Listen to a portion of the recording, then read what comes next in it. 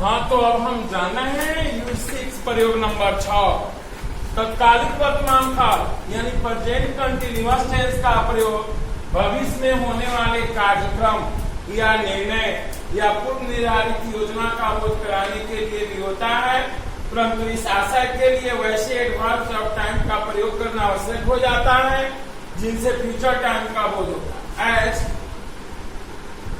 जैसे देखिए, मैं अगले वर्ष एक गाड़ी खरीदने जा रहा हूं, खरीदना है अगले वर्ष, कह रहा हूं आज, अर्थात टेंस हो गया प्रेजेंट कंटिन्यूअस और टाइम हो गया future time. As I M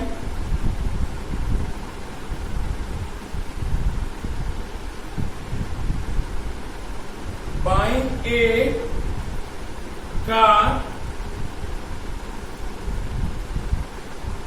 next year, मैं अगले वर्ष एक गाड़ी खरीद रहा हूं, कह रहा हूं आज, खरीदना है अगले वर्ष, जो फ्यूचर टाइम को डिनोट करता है। तो हमने देखा कि प्रेजेंट कंटिन्यूअस टेंस के लिए हम फ्यूचर टाइम का प्रयोग इसमें किए। दूसरा एग्जांपल देखिए,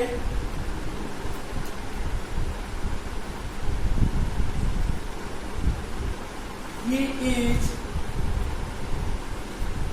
coming tomorrow, वह कल आ रहा है, कल, कह रहे हैं आज, अर्थात यह टेंस हो गया प्रेजेंट कंटिन्यूअस और टाइम हो गया फ्यूचर टाइम। एक और उदाहरण देखेंगे,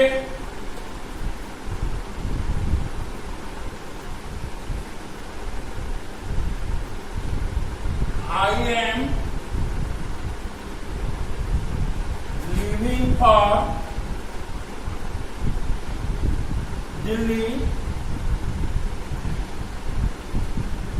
next week, मैं अगले सप्ताह दिल्ली के लिए प्रस्थान कर रहा हूं या रवाना हो रहा हूं अगले सप्ताह, और कह रहा हूं आज। यहां भी नेक्स्ट वीक फ्यूचर टाइम है, टुमारो फ्यूचर टाइम है, नेक्स्ट ईयर फ्यूचर टाइम है, और ये टेंस जो है प्रेजेंट कंटिन्यूअस टेंस है। एक और एग्जांपल लेंगे हम,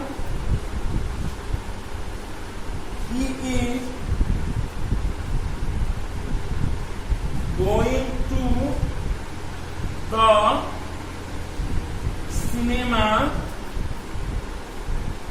टुनाइट, वो आज की रात सिनेमा जाना है आज की रात, कह रहे हैं अभी, और रात जो हो गया वो फ्यूचर टाइम हो गया। तो इस तरह हम देखते हैं कि इस टेंस का प्रयोग चाहे कोई कार्यक्रम हो, निर्णय हो या पूर्व निर्धारित योजना हो, इसको बताने के लिए हम प्रेजेंट कंटिन्यूअस टेंस का प्रयोग करते हैं। हाँ, तो एक और आवश्यक चीज हमारे लिए है बाबू कि बहुत सारे वर्ब हैं जिसका प्रयोग हम इस टेंस में नहीं करते। इस टेंस यानी प्रेजेंट कंटिन्यूअस टेंस में बहुत सारे वर्ब हैं जिनका यूज यानी जिनका प्रयोग नहीं किया जाता है, तो उसके बारे में हमें जानकारी रखना आवश्यक है, अन्यथा हमारा ज्ञान जो है वो अधूरा होगा। आइए हम देखें कि कौन ऐसे वर्ब हैं जिनका प्रयोग हम इस टेंस में नहीं करते। यहां देखेंगे नोट, निम्नलिखित वर्ब का प्रयोग सामान्यतः प्रेजेंट कंटिन्यूअस टेंस में नहीं होता है। पहला है वर्ब ऑफ परसेप्शन, इसमें है see, hear, smell, notice, feel, taste, जो है इनका प्रयोग हम इस टेंस में नहीं करते। जैसे वो मुझे देख रहा है, तो अगर हम ट्रांसलेशन बनाते हैं ही इज सीइंग मी, वह गलत होगा। उसके लिए हम किसका प्रयोग करेंगे? तो इसके लिए हम सिंपल प्रेजेंट टेंस का प्रयोग करेंगे, जो आगे हम आपको इसके उदाहरण में मैं आपका जो भी डाउट है उसको क्लियर कर रहा हूं। दूसरा देखिए, वर्ब ऑफ अपीयरिंग, अपीयर प्रकट होना, अपीयर प्रकट होना, लुक देखना, सीन प्रतीत होना, जैसे आकाश नीला प्रतीत हो रहा है, तो आप समझिएगा कि यह रहा है रही है, रहे हैं। इसमें अगर आप सिम में आईएनजी जोड़ेंगे या आपका अनुवाद या जो ट्रांसलेशन होगा वह गलत होगा।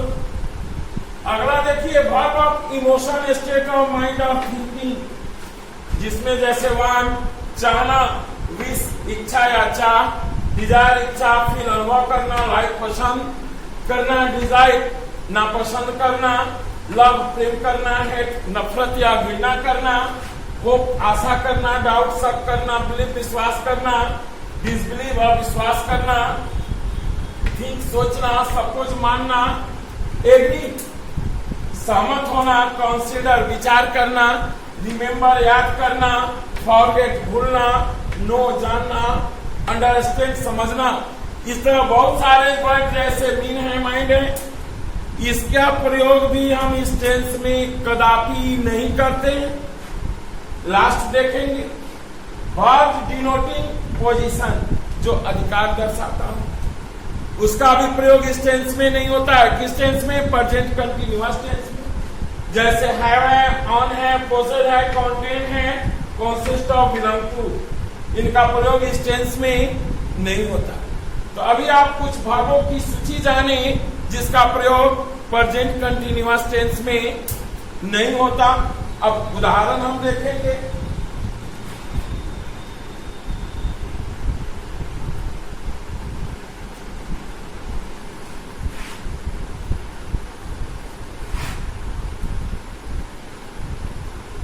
आज में पहला उदाहरण देखिए,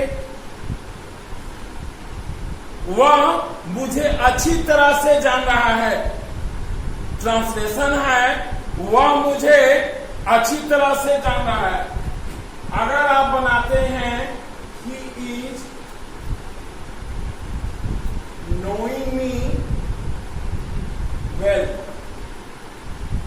आप तो कहेंगे अब प्रेजेंट कंटीन्यूअस टेंस है क्योंकि इसके अंत में रहा है, रही है, रहे हैं।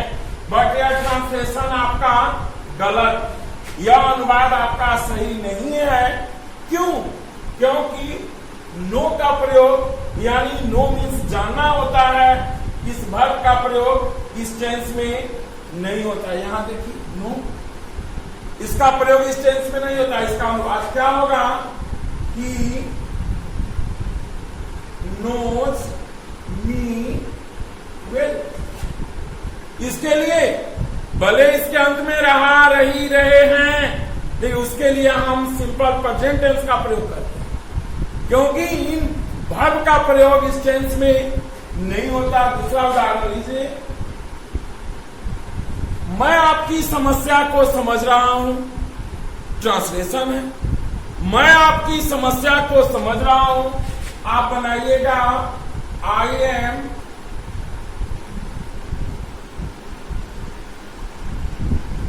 अंडरस्टैंडिंग योर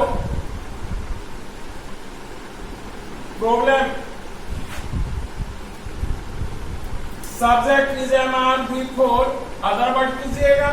यह ट्रांसलेशन बिल्कुल ही गलत होगा क्योंकि अंडरस्टैंड समझना है और इसका प्रयोग इस टेंस में नहीं होता है।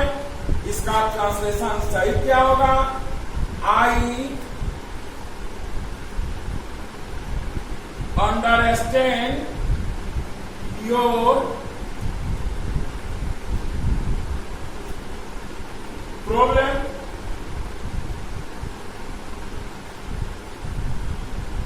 एक और उदाहरण देखेंगे। आकाश नीला प्रतीत हो रहा है। आकाश नीला प्रतीत हो रहा है। आप बनाइएगा दी स्काई इज स्विमिंग ब्लू। यह ट्रांसलेशन गलत है। इसका क्या होगा सही? दी स्काई सीम्स ब्लू। यह सही है क्योंकि सिम जो है इस वर्ब का प्रयोग इस टेंस में नहीं होता। इस तरह अब आप अपने खुद अभ्यास करेंगे कि जो भी टेंस है, जो भी अभी आपने वर्ब देखा, इसका प्रयोग इस टेंस में नहीं होता।